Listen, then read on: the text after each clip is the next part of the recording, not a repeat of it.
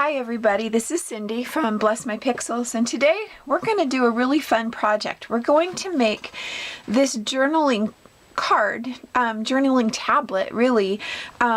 It has pages here in the middle, and this is what it looks like on the outside. If you've been on my channel at all, or if you know me, you know my love of buttons, but buttons add so much bulk inside your journal. This gives you the look of buttons without buttons, and I did a lot of work on Photoshop to make these buttons stand out and look as real as possible. So that's what we're going to use today. So let's talk about what we need to make this project. It's made out of cardstock from any kind of a box, so that's what this is. So it's recycled. I like that. You still have to cover one side of the box, okay? So this would have been the printed side of that box. I used that paper that you get sometimes when you get a package, and it's just wadded up in the box, and it's perforated if you look. So actually the one that I had is 8-inch perforation, so it's really easy to pull off and use. It's semi-lightweight, it's not tissue paper, and it's not copy paper, but I really like that. But if you don't have any of that, you could use just a plain piece of paper from a paper pack, or a piece of tea-dyed paper. My motto is use what you've got. You have choices when you do this book. I'm going to show you how I used a pamphlet stitch to put it together. But you don't have to do that. When it's still, before you put it together, you could staple it. But depending on the number of pages you have, and if you use this cardboard, and this cardboard could be a little bit difficult to staple through. But if you staple it, you could probably leave this cardboard off, staple, and then glue this over the top, just so that you have something to fold it up on when you're opening it. So, but you get to make those decisions. This is the kit. I'm calling it a kit. It's all digital files that I put together for this project, and you have 6 different button packages that you can choose from, and I've enhanced each one of them to make them look as real as I possibly can. So there's that. So along with the button covers, I have done up these 4-inch by 6-inch pages, because that's what's the size that we're going to be making for our book. I printed 2 per page, and if you have a lot of vintage paper and you don't need these, that's great. But sometimes I don't have a lot of vintage paper around, or vintage little embellishments. And so I did these up so they're just quick and easy. And then I'm giving you 8.5 by 11 size paper that you can print on the back. So there's this one that you could print on the back. This one you could print on the back. And there's one other one. This one that you can print on the back of your pages. Or I'm going to actually use some of these for fronts and just printed the plain on the back. So I'm going to cut these up into pages also. So let's go through these pages. There's this one, this one, this one. I love these little red cross buttons. This one, and this one. So those are all included in the digital files. So you can be ready at a moment's notice to put together a little booklet that would be a great gift, or just for your journal. So the other things that we're going to use in this project, I love using cheesecloth. You can buy it anywhere. This is just the stuff you buy at the grocery store. I actually ordered mine on Amazon. Some distress ink. Because I am going to pamphlet stitch, this is waxed linen, but you don't have to use waxed linen. You could use embroidery floss. looks like this. Embroidery floss comes with 6 strands all put together, and you just pull it out. If you use embroidery floss, be sure to buy a CREWL needle. CREWL, crewel needle.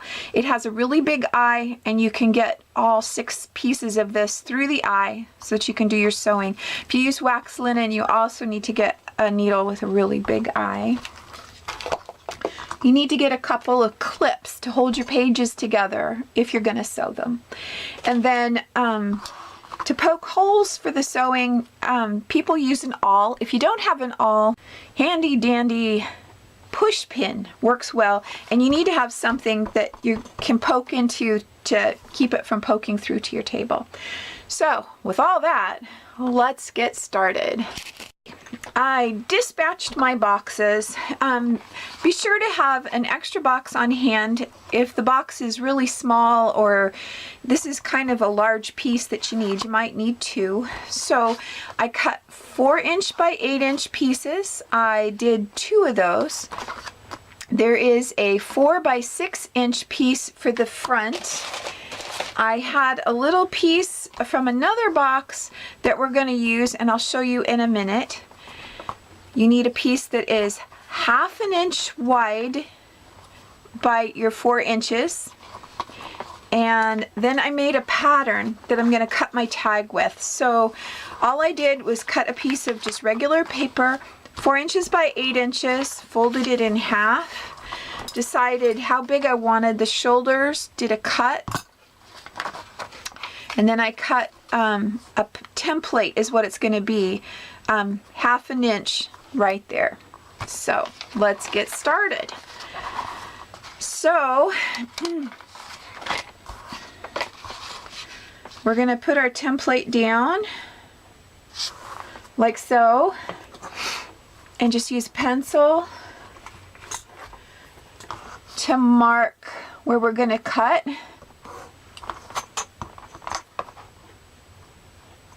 Like so.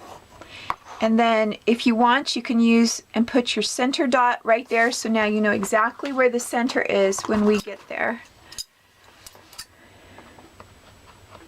And then just cut those off. Ta-da! A tag. Oh, almost threw that away. That's my template. We need to keep that. So the reason I cut 2 of these is because I decided I was just going to use 2 tags to make it a little stronger. This particular box was a little bit thinner than the last one I used, so why not use 2? But I could still just use the 1 and use the paper on the back or the packing paper, whatever you have, just make it work. So now I'm just going to add the glue these 2 together. I have a tip for gluing things together, because you really want the edges to get a lot of glue, and sometimes that's a little tricky. So put those together, and then this is parchment paper. It's the same stuff you buy at your grocery store. Pretty much nothing sticks to it, which is really cool when you're cooking and when you're crafting. So put that in as a little sandwich. And then use a credit card, a gift card, whatever you have, and then just squish it down like this. And it's going to keep all that sticky glue inside the parchment paper. Make sure you're not moving too much here. So there. So I have successfully squished the glue all the way to the edges. And now I'm just going to let this dry. The other thing you can do that I like to do is just use my glue bottle as a rolling pin. Okay, and I did get a little glue right there, but that's okay. This glue kind of rolls off, but when we antique it, it just gives it more texture. So just be sure that you're lined up, and set this aside. You could put something heavy on it if you wanted to let it dry. The next piece we're going to work on is this little front flap piece, which is this. So what we need to do for this is we need to take care of this side, just like we did before. So I'm going to use some of that brown paper just because I just really like it. And so I'm just going to tear it down that perforation. But again, use whatever you have and just follow the same gluing thing like we did before.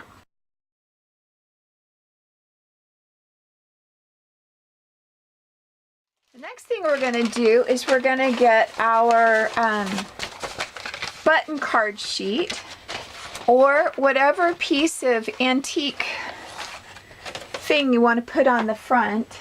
Beans, I had that one as the example. I'm going to use this little bluebird one. I was a campfire girl when I was a kid, all the way through high school.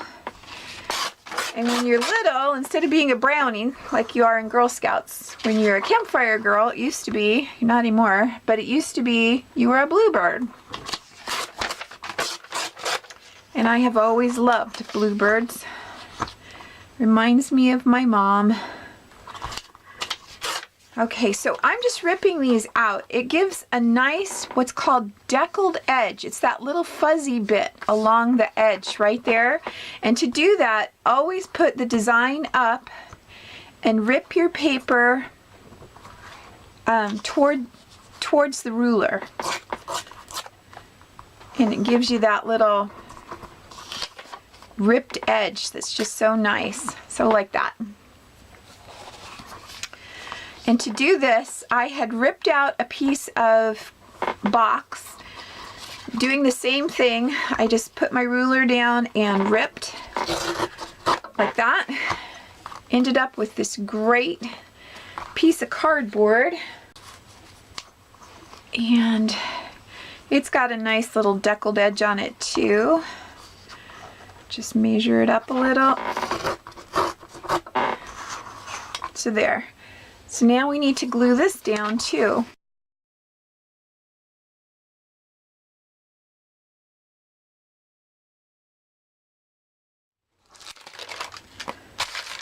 Okay, now I'm going to set this aside to dry also. So while all those things are drying up with the glue, let's work on our pages here. I'm going to rip my pages. So you just do like we did before. Just going through and ripping up each one.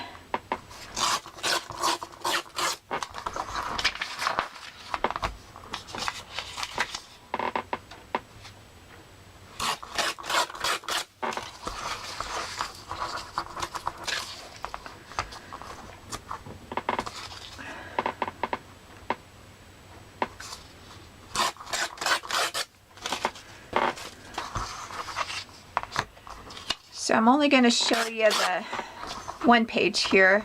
I think you'll get the drift. I don't need to do all of them.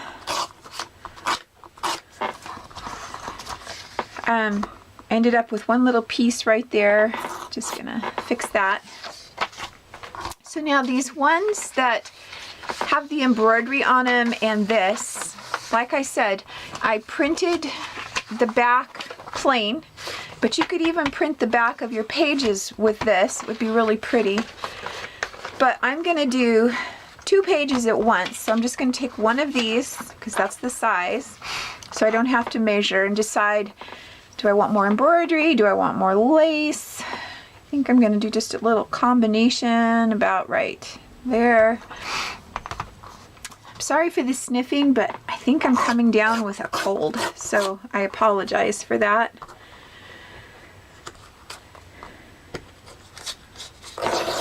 So there's that, and then just move your ruler over to here, line it up, then move this out of the way. So there it is. It's 4 inches wide. Decide where you want your design.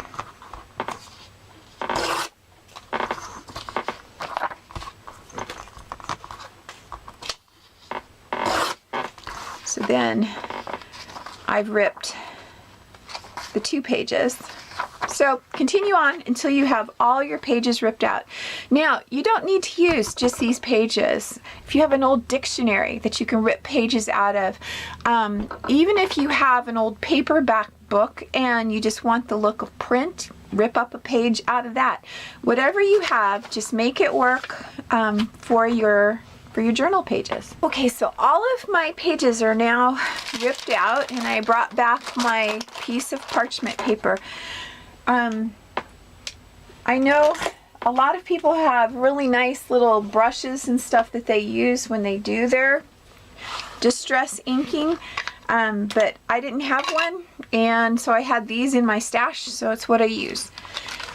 I wanted to show you up close the deckled edge that you get on your paper, and so it's just this white little fuzz that hangs off, but watch the magic that happens when you add some antiquing to that.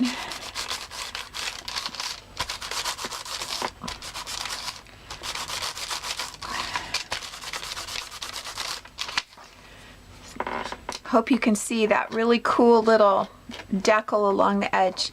Now, you can do the back too.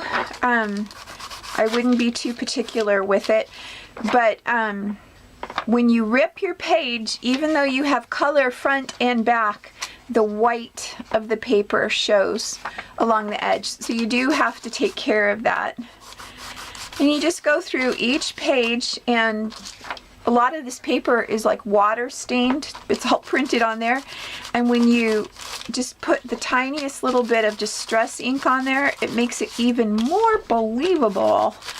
It's just like magic. So that's what that looks like. So just go through and do all your pages. Okay, let's go through here really quick, see how these turned out. So our red cross buttons, just a notepad, cute little scissors with some water stain, the doilies. This is one of my favorites with that little pattern. So I think there's 14 pages in my little notebook, and so let's put it together. Okay, let's start with our little front piece. We have our paper that is pretty dry on here, so I'm just going to cut this out. And I'm going to make the side with the paper the front, and I'll show you why in just a second. So we cut all that off. If we want to, we can distress this a little bit. It's not really going to show very much on the front, but just a little around the edges would be good. And then the back. Some of the cardboard boxes are a browner color. This one was kind of gray, so I'm just going to give it a little all over antique. So there's that. And then this is our little fashion piece, our little piece that we want to have on the front, and this needs some serious antiquing. It needs to be antiques all around the edges. You don't want any of that white to show.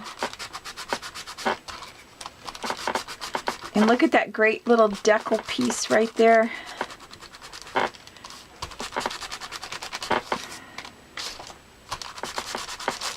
So that's good. So then our cheesecloth comes next. So cheesecloth, you just cut out a nice big piece of it, and here's my tip on working with cheesecloth is to cut it bigger than you think you're gonna need, because I don't know why, but it just like disappears as you craft with it. It gets smaller and smaller, and I don't even mean just the fraying, it just kind of sucks up. So Nice margin all around the edge. Now we're just going to glue this on the front.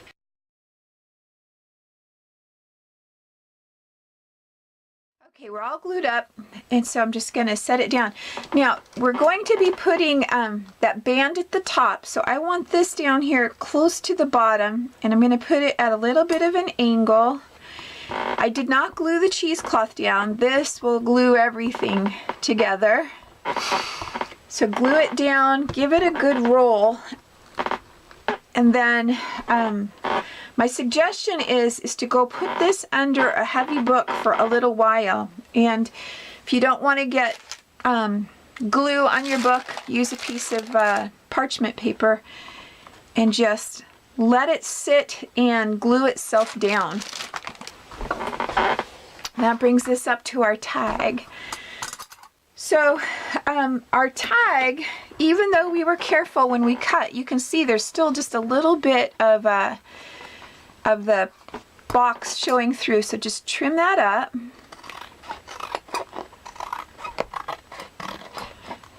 And if you were using other paper, you would trim it up. All right. And then you get to decide, is that all you want to do with it? Of course I would antique it. I mean, that's a given.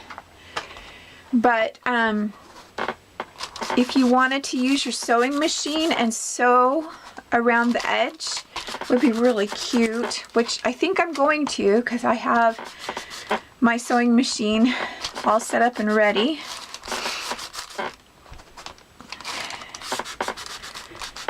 Okay, so I'm gonna give it a good little antique all around. And look, here's a little bit of that glue that got on it. So, look at what happens. Kind of cute.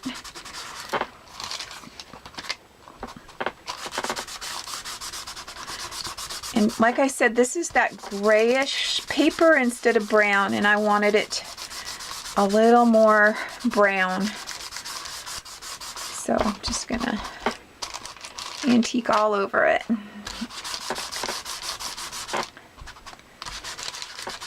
There's a little bit of glue there too. Texture is good. Anything that adds texture. Okay, so there's that. So now I'm going to just go sew around the edge. Sewed around, and that's what it looks like. This is the piece that we're going to sew, hand sew through. So I want to get this nice and brown before we get started. Just need to do just the front.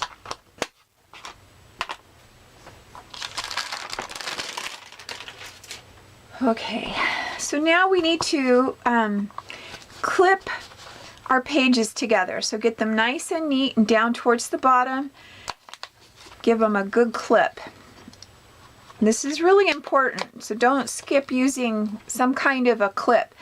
You could try paper clips, but these grip better. I'm going to call this the top of my page, and I'll erase that later. And then I mark the top of my template. Okay, so the first thing you're going to do is fold it in half longwise, the best you can. Okay, and then you're going to fold it in half this way, like that. So now you have the exact center, and you're going to use your push pin and mark a hole there. Then you're going to fold it in half, and about 1/2 inch from the side. It doesn't have to be perfectly 1/2 inch, but you need to have them line up. So there. So now I have my template that we're going to use. So I'm going to line this up and go through this piece of cardboard. I am going to take my pages. Let's just do it this way. Take my pages and use my template.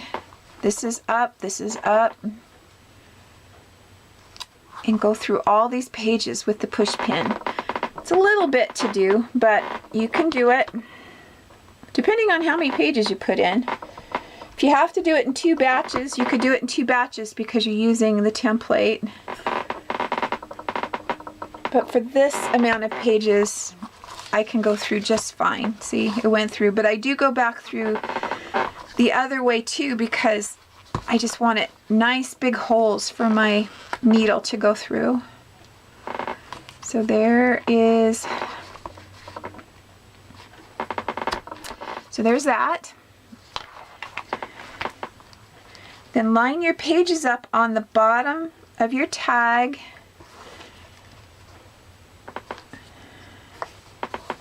All right, and then just use these to go through the back tag.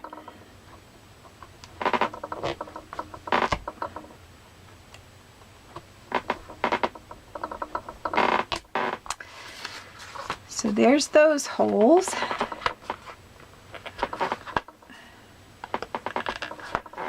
The only other holes we have to poke are through this piece, and this is just a little too much of this cheesecloth at the top. So about 1/2 inch or so, cut it off like so. Fold it under, that's what I like. And then we can just go back and use our template again. Just line it up and poke through this piece of cardboard.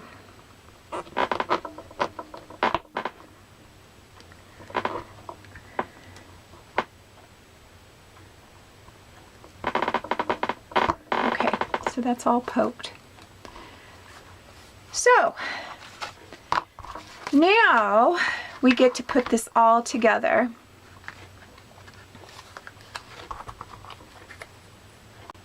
It's going to go like that. So I need to do 1, 2, 3 widths of the piece that you're going to sew, cut, get my special big-eyed needle,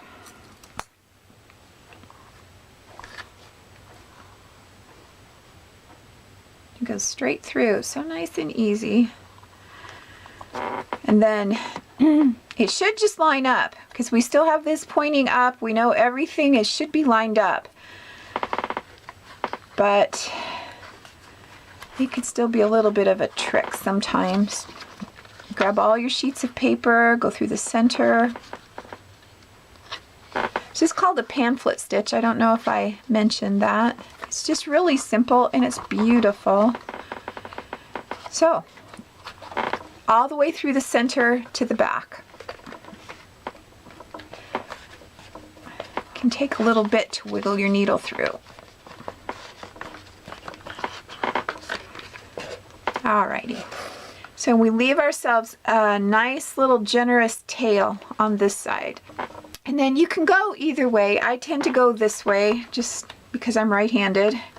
Don't know if that really matters. You go through there, through these pages, pull this cheesecloth back so that you're going through the cheesecloth and this little board. It's hard to find the hole. It's kind of covered up. Where are you? There you are. Okay, and then up, whoop, don't let that fall off. Up through this side of this.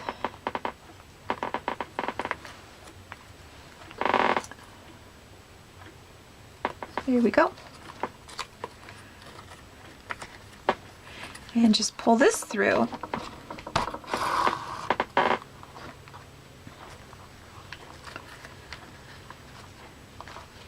Hold your tail, pull it nice and tight. See, so it's nice and tight in the back. Then what you're gonna do, this is the only tricky part, is you skip that hole and you go all the way over to this hole. Go down through all the holes again and out the back.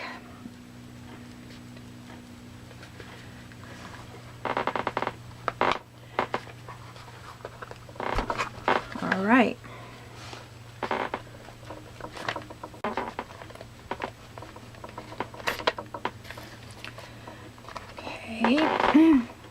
tail is just a little too long, so I'm going to adjust it, pulling a little bit of this up.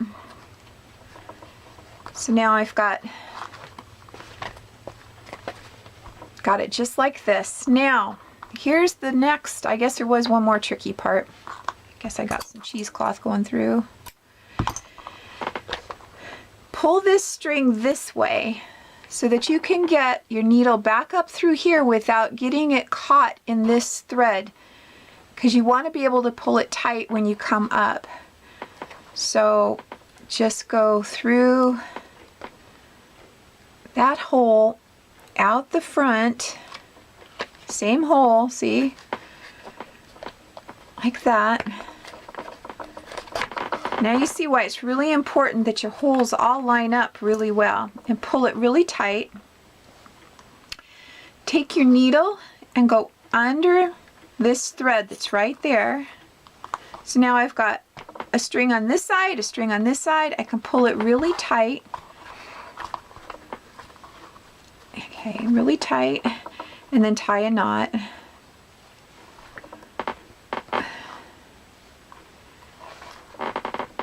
There you go. So that's the pamphlet stitch, and I'm not going to tie a bow because I'm going to do something different, so I'm going to trim that off. Now you can take off your clips.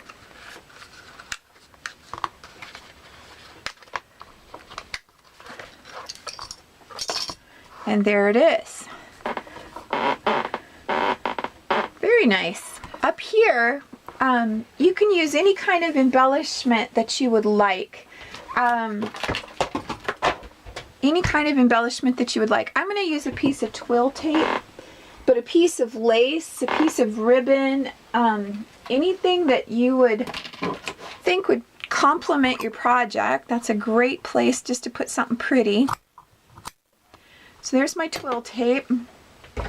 And then I'm going to use a little bit of, it's called seam binding. I'm going to use a piece of seam binding to make a bow. Just because I like bows, I like pink. Why not? I don't have to add buttons because there's already buttons. All right, so back to our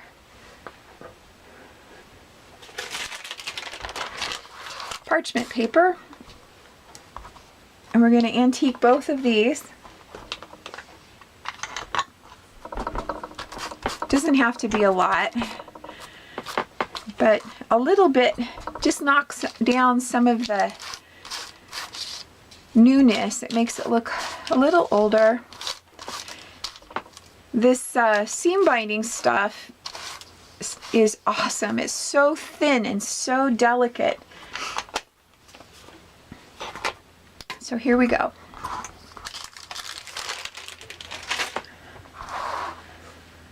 Use my glue. Glue down the twill tape.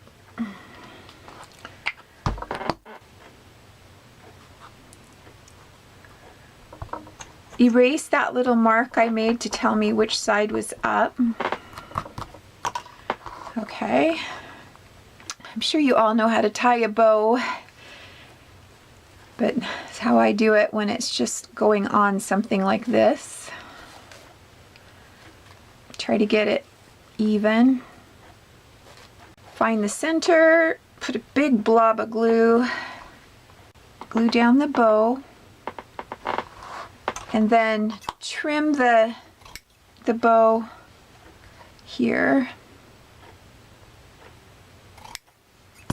Now, twill tape, it just decides to just come undone. So some of that's good. Too much is not, you can always have too much of a good thing. So a little ways up, don't have to put it right on the edge. I just put a little bit of glue. So it can fray, but it's going to be under control. It won't just like come undone, and that'll dry clear. It'll be great. So now we need to trim this cheesecloth. Just trim it up to the edges, and it's gonna fray. That's what cheesecloth does, and that's a good thing. It's really pretty. And just give it a good trim.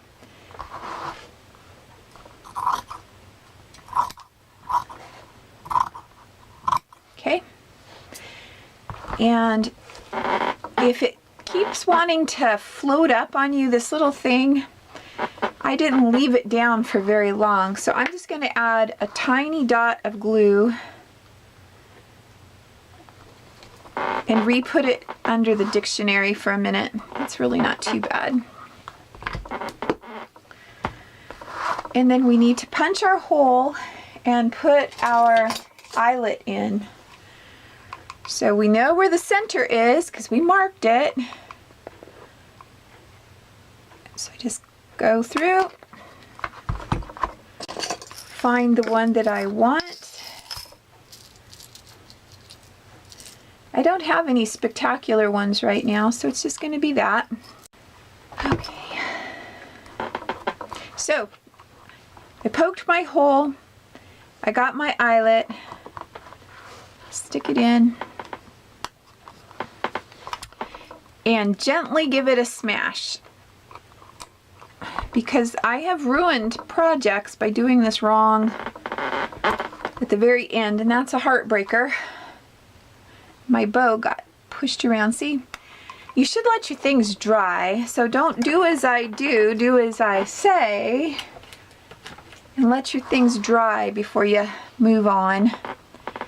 But anyway, here is our finished little booklet, and I want it to dry before I push it open. But a reminder, this one I used some dictionary pages, but other than that, all of this is just the same as the other one, and you just fold it up, do your writing, put it back, and you can just slide it in a pocket in your journal. So I hope you enjoyed this project, and you can find all of these digital images in my Etsy shop if you'd like to have them, or if you have a great stash of vintage items, that's awesome, and I would love to see some of your work if you'd like to share that. So until next time, this was Cindy from Bless My Pixels.